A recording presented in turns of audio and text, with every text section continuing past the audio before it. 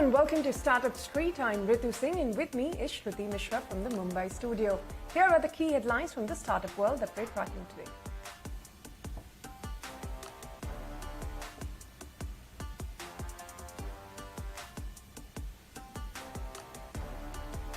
PhonePe gets an additional $100 million from General Atlantic as part of its ongoing $1 billion fundraise. With this, the IPO-bound fintech unicorn has raised $850 million this year. Infinite Uptime, a provider of predictive maintenance solutions for industrial machinery, raises $18.85 million in Series B3 funding round led by Tiger Global. The funds will be used to further strengthen its global market share. An academy has decided to expedite the vesting period of its ESOPs by 1 year for all of its employees. This is being done to compensate employees who will not be getting cash appraisals this year, CEO Gaurav Bunjal said in an internal Slack communication. The government has proposed to exclude a host of foreign investors, including sovereign wealth funds and pension funds, from the purview of angel tax. Investments by non-resident investors registered with SEBI will not attract the angel tax. Meta has been hit by a record $1.3 billion European Union privacy fine and given a deadline to stop shipping users' data to the US after regulators said it failed to protect personal information from prying eyes of American security services, Bloomberg News reported. Well, those are the headlines we've been tracking for you this evening. Let's start with an exclusive story now. Public transport technology company Chalo has raised $45 million in an equity round led by Avatar Ventures. Existing investor Lightrock, Waterbridge and others also participated. Now, the firm has also raised $12 million in venture debt from Trifecta Capital and Stride Ventures. The company that has so far raised $119 million in funding is valued between $400 to $450 million with this latest round.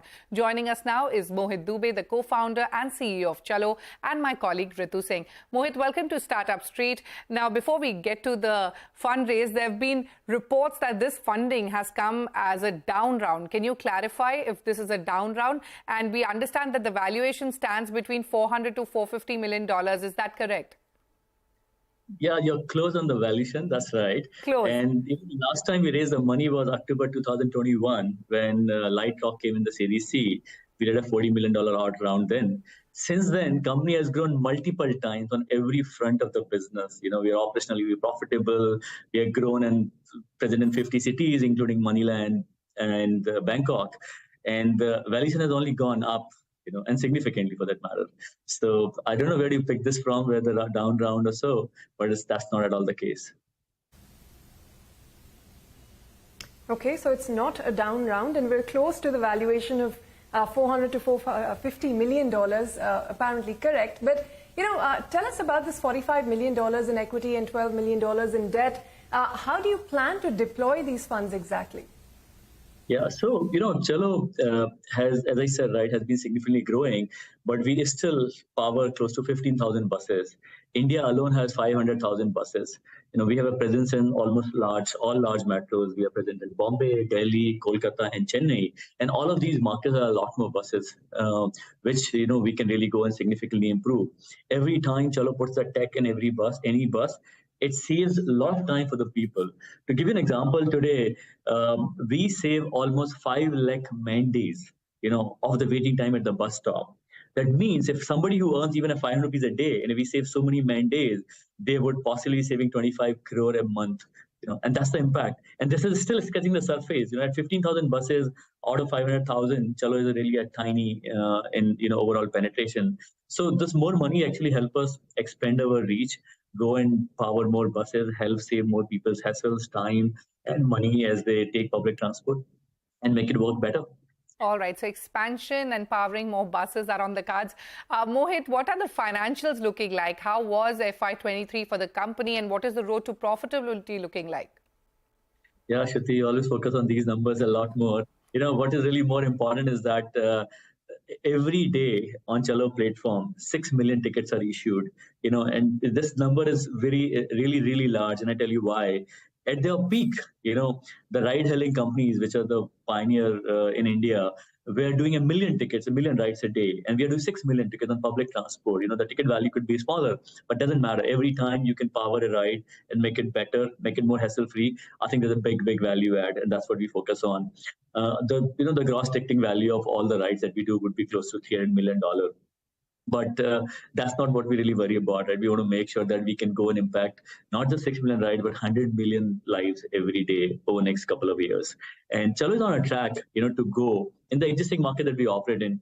And with few more cities adding to it, actually an international market, we can get to 100,000 buses. And 100,000 buses would mean close to 2.5 billion rides a month. That's what we're looking at, actually, if those numbers help you. Yeah. Well, 5 billion rides is something, Mohit, but, tell us what next for the company. I mean, Chalo is now a bus ticketing company. EVs are also driving the next phase of growth. What else? I mean, what is a 3 to 5 year vision for the company? Yeah, so, in the cities where we have a reasonably large presence, we also now started offering premium bus service. And Chalo got Shuttle acquired 1.5 years back. And with that, we got an understanding about how premium buses should be run. In Bombay, if you see, we offer a really good airport service. You come out of the airport, you can take a bus and not necessarily a cab. And this bus are really, really good. The buses are, AC, they're electric, a premium quality. The seat of the bus would look better than a premium economy of an airline. And it's a very comfortable ride, for example, at 1/5 of the price that you'll pay for a cab, actually. So the market where we are present in, we'll start offering not just a bus ticketing service for existing buses, but a premium bus service. And similarly, we'll also offer a last mile connectivity, with e-bikes when you come out of the bus. But that's one part of it. But largely, we'll continue to invest into a lot more tech, and making buses so much more different. Okay. What I really regret, in general, is that as a humanity, we have invested last 150 years to improve our cars. And we have all kinds of cars. They are fantastic and fascinating. But if we invested the same amount of time, money, energy in improving our public transport, we would have been a very different world today, actually. And cars have eaten up into, all our space, sure, all our parking. With limited land that we have, all this is not really good, clean air, environment, all that impact that cars have really caused. So what we think about today is that, how do we really transform the bus? And a lot of this money will also get implemented, also get deployed across improving, the bus itself. So how do we think about it? Bus driver is really empowered. How do we empower the safety? How do we empower a digital transaction? And these kind of things. In India alone, people invest $25 billion in buying bus tickets. And these are for daily commutes and not intercity buses. $25 billion for a daily commute, and the experience is still not great. People have just struggled for change. Yes. Everything is cash transaction and so on. So absolutely, Mohit. It's a lot of potential there, and we wish you the very best in all your plans, expansion plans, enhancing your tech capabilities and working towards your goal of 100% digitization of buses. Many thanks for joining us on Startup Street today. Thank you, Ritin. Thank you, Shruti. All right, moving on. The Central Board of Direct Taxes expanded its evaluation methodologies under the angel tax provision for foreign investors in startups on Friday. Now, the proposed legislation aims to strengthen India's startup ecosystem by providing more liberty to both resident and non-resident investors, resulting in increased global investment in the domestic market. So how will this impact the startup ecosystem? To answer this question, I'm now joined by Rehan Yar Khan, Managing Partner, Reyes Venture Partners, and Siddharth Pai, Founding Partner, 314 Capital, and Co-Chair Regulatory Affairs Committee at IVCA. Gentlemen, welcome to Startup Street. Siddharth, let me start with you. The exclusions proposed for certain non-resident investors, including sovereign wealth funds and regulated entities, it is a positive move. Does this bring increased funding stability as this opens up opportunities for fundraising for startups? 100%. I think the lack of clarity has actually been very adversarial to the Indian startup system as of now. Investors already taking macro risk, interest rate risk, credit risk, currency risk when they invest into India. Now, having a tax on investments or capital is a risk that I don't think any of them want to take, especially given the macro situation, given how charged it actually is. I think the government's move about exempting the largest funders of the Indian startup ecosystem, your sovereign wealth funds, your larger financial institutions overseas, university endowments and the like is actually good. And even for investors or even for funds, they said broad-based funds with more than 50 investors. Now, the problem actually lies in that classification of broad-based funds with 50 investors. Does this entail that every foreign fund manager has to give his list of investors or LPs to the tax department as well as their commitments, who's done what. Does it actually mean that the ability to actually create SPVs and use blocker vehicles actually goes away? So I think that classification on the investor part is something that is actually created greater amount of ambiguity. The industry is, of course, reaching out to the department to seek clarity, but the greater clarity we get, the earlier we get, the quicker we can go back to the pre-April 1st, 2020 rules, where angel tax only applied to Indian residents and non-resident investments could actually come in, because they provide more than 85% of the funding for Indian startups, and this funding can greatly be alleviated by that, that clarity. Okay, let me now quickly go to Rehan. Rehan, a welcome move by the startup ecosystem. The proposed norms aim to expand valuation methodologies and eliminate price differentials between resident and non-resident investors. What do you make of this? Yeah, well, it's a welcome move from the sense that it's better than what it was a few weeks ago. It was worse than what it was a few months ago. But in that sense, so I mean, earlier they just kind of, there was all this ambiguity about what would happen with international investors. And now that these, methodologies have come, and especially the one where they have said that the FMV, the fair market value, can be ascertained based on the investment of, an AIF, right, or one of the other sort of institutional investors. And the angel portion can be linked to that. I thought that made it very simple. Because typically, when the angels invest, they sort of invest along with these rounds. So that makes it easier. Having the multiple ways of ascertaining that valuation, that also makes it easier. This 10% variance makes it easier. So I think it's a way forward. See, the CBDT is obviously concerned about certain things. That's why they've come up with this. But they seem to have now taken the perspective of our community on board, and they've come up with this. So it's a welcome move. Okay, Siddharth, coming back to you, something that Rehan just mentioned, deeming value at which funds are raised from certain prescribed non-residents as the FMV is an interesting proposition, as it also aligns with the FEMA provisions which permit raising funds from non-residents at a value higher than the certified FMV as per internationally acceptable valuation methodologies. So Siddharth, tell me, how does this further bolster the ecosystem?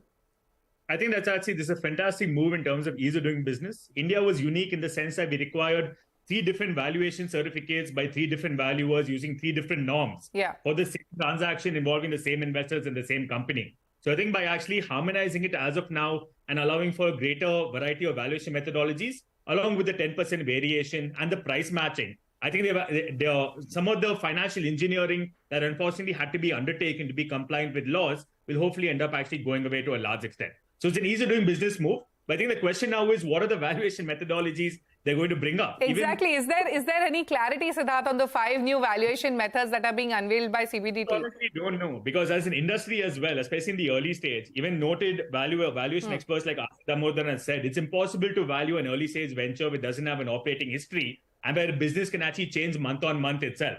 So if the tax department has new ways of actually helping us do our job, I think all of us in the industry are excited to actually see this. But hopefully they do actually align to some of the more internationally accepted valuation methodologies the way RBI does. I think RBI did a fantastic progressive move to actually keep it driven by market forces. If the tax department employs the same, I think we will have harmonization and greater ease of doing business, and greater capital flows as well. Rehan, what do you make of the provision to account for Forex fluctuations, bidding processes and economic indicators is a significant step towards managing the unpredictability in the value of unquoted equity shares, especially in this kind of an environment? Yeah, I mean, I'm glad that they've sort of accommodated for that, because, that eliminates the risk of the taxman, taking a certain strict view, right? So they've kind of put it in here. We'll have to see to what detail they spell it out, because, the risk that you continue running is that your assessing officer at that particular time, disagrees.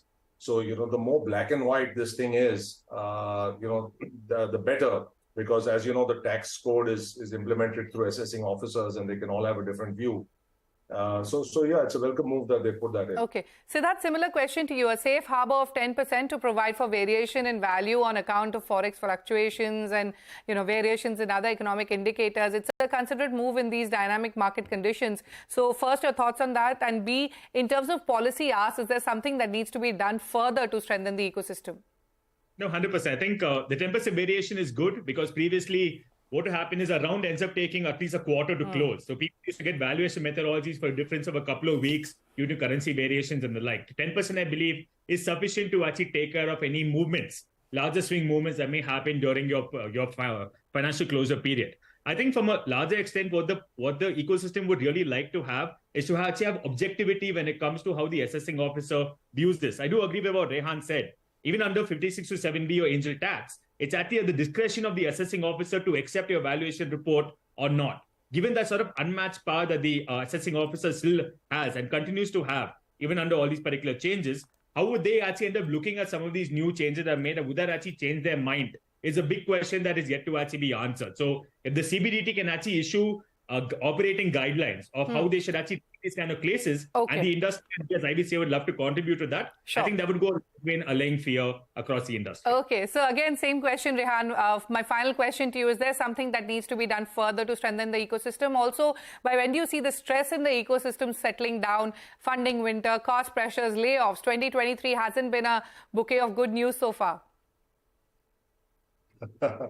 Listen, there are a lot of asks, right? And I think, the big one which Sid and I and everybody at IVCA has been talking about is, enabling the domestic capital ecosystem in order to reduce dependence on the overseas ecosystem, because, then you're sort of,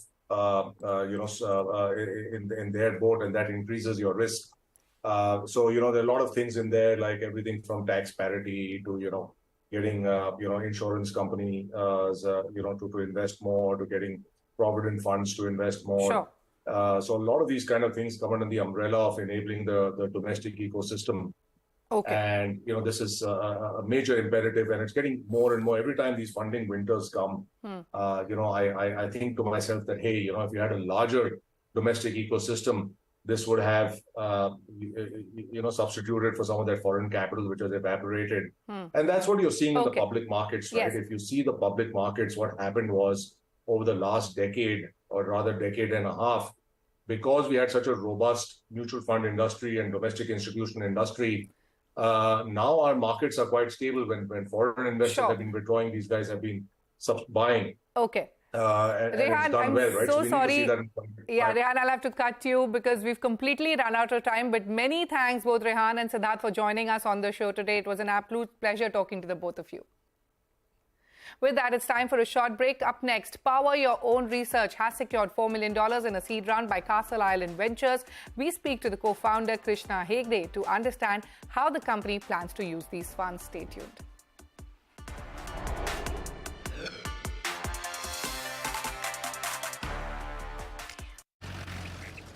I am slow. I'm a tortoise. But your wealth managers, they shouldn't be as slow, Choose Nuvama. We move at the right pace because we only do what's right for you and your money. Nuvama. Let's do it right. iPhone 14 Pro? Yeah, क्या display है. Nice show by the way. लेकिन आप तो flight में bore ही होगे. What? See ना, airport बस आने ही वाला है. And you haven't even downloaded anything. तो क्या ही करोगे? Watch people snow. Not if I have Airtel 5G Plus. So you've already got it. Maybe you should get it too.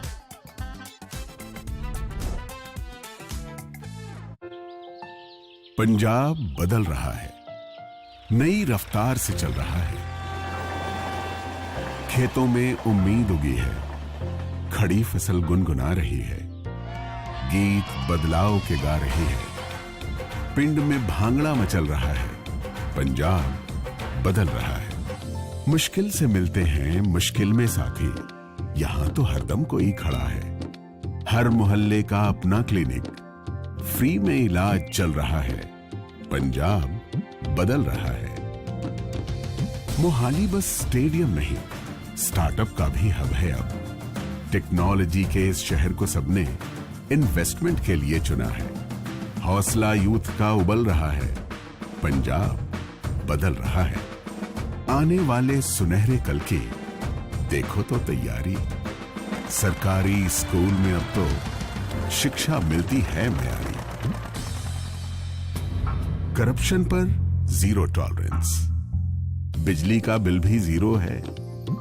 इस बदलते पंजाब में अब तो आम आदमी हीरो है। किया संकल्प के बदलेंगे, मंजिल पे जाके दम लेंगे। सोच नई, अप्रोच नई, नई रफ्तार से चल रहा है। पंजाब बदल रहा है। तरक्की का एक साल पंजाब के साथ। I'm a chameleon. It's my job to change color. But your wealth manager? Well, they shouldn't be copying me, you know. You know that. Choose Nuvama. We only do what's right for you and your money. Nuvama. Let's do it right.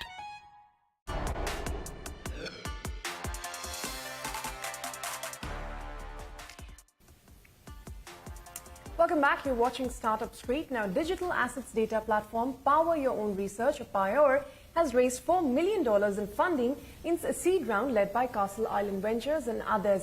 The data and insights platform startup was founded by former CoinSwitch employees in 2022, and it plans to use this fresh capital to expand its team, core infrastructure and product platform.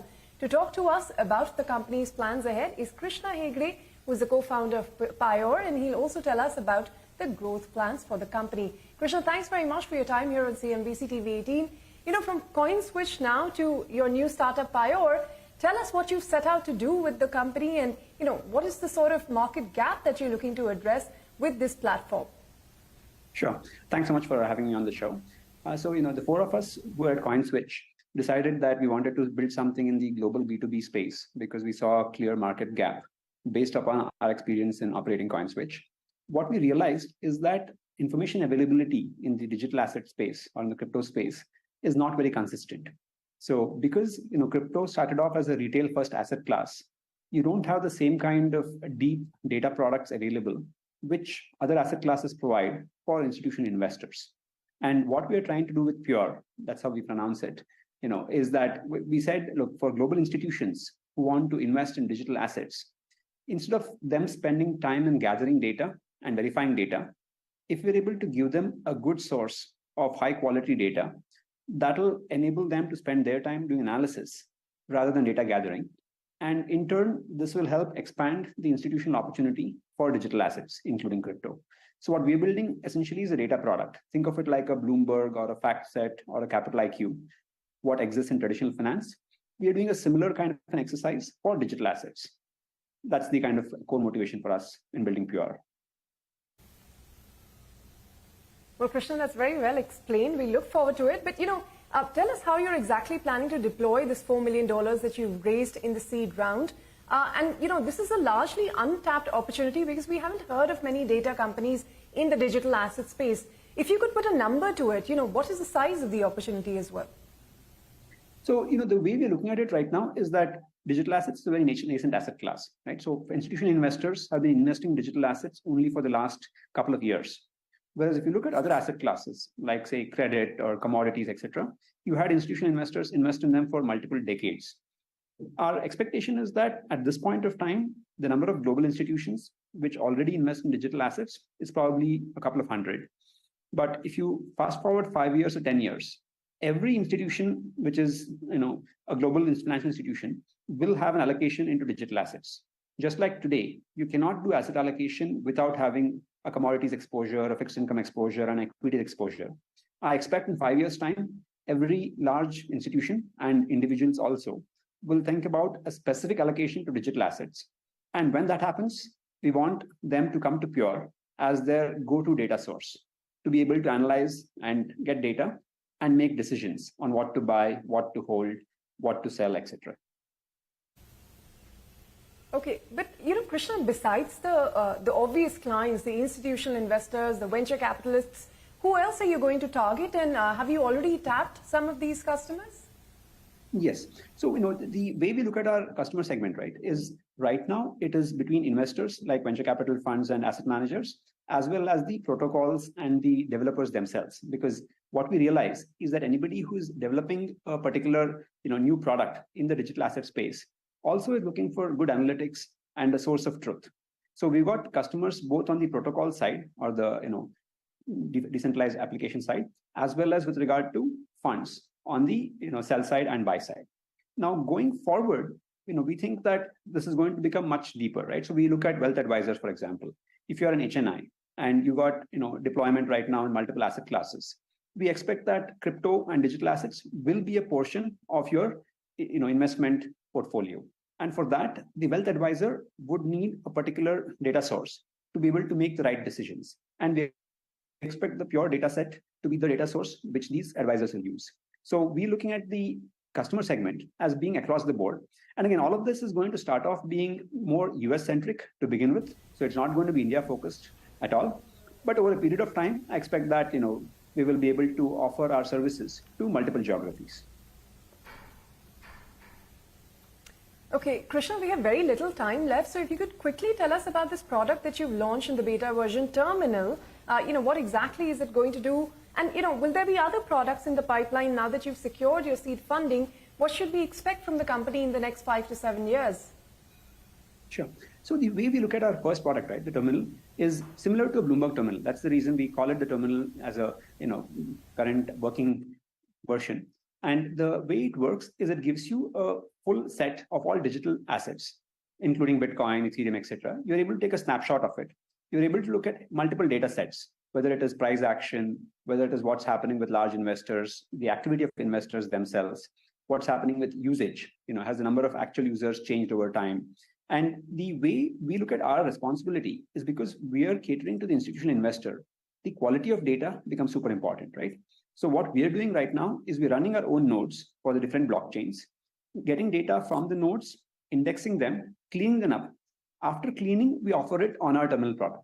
So the idea is, if you're looking at any data point on the Terminal product, this is triple checked, verified, and you're able to click to source. So just like, for example, in traditional finance, right? What you want is not just the final number, but you also want the, footnote. You want the details of how a particular number was arrived at. Sure. You want to make adjustments yourself, right? All of that will be possible through our Terminal product, which is the initial product we are launching. What we realized in speaking to investors and potential customers is people don't want a single way to access data. It's not just a browser-based tables or charts. They want to be able to access it through APIs. The more technically savvy customers want to be able to write their own queries using SQL and the data. So we're offering all of that in our subsequent products. Krishna, we're unfortunately completely out of time. We'd love to hear more about the product. It's interesting, what you're building out there, and we wish you all the very best. Thank you for your time here on CNBC TV18. On that note, we're going to quickly wrap up this show. Thank you for staying with us. Thank you for watching the show. But stay with CNBC TV18. Your news and updates will continue on the other side. It's a goodbye from Shruti and me.